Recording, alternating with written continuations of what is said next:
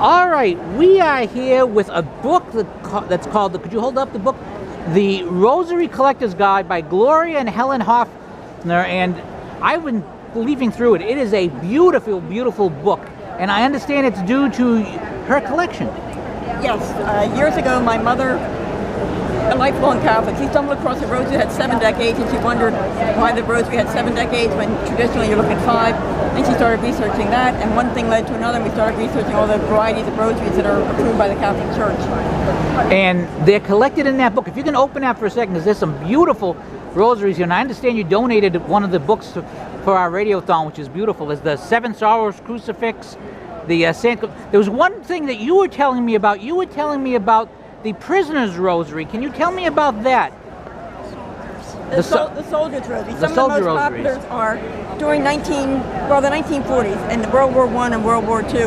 Rosaries were actually paid for out of government funds and given to Army chaplains to distribute to soldiers.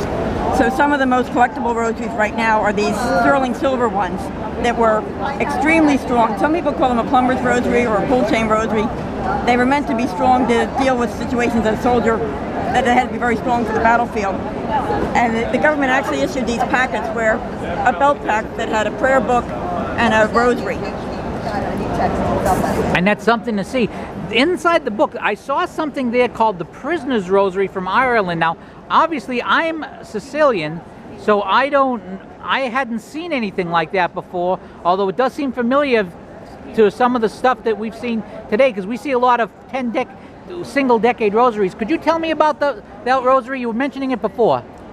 The penal rosary was designed to be hidden up the sleeve. It has a chain that has 1 decade because of the oppression of the English.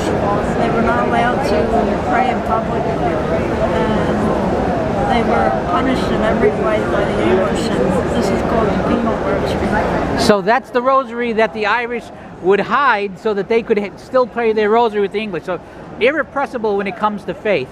And you decided to take all these rosaries that your mother had collected and you've put them in the book, and I understand you did the text and the type because that's your experience. Yes, we wanted to.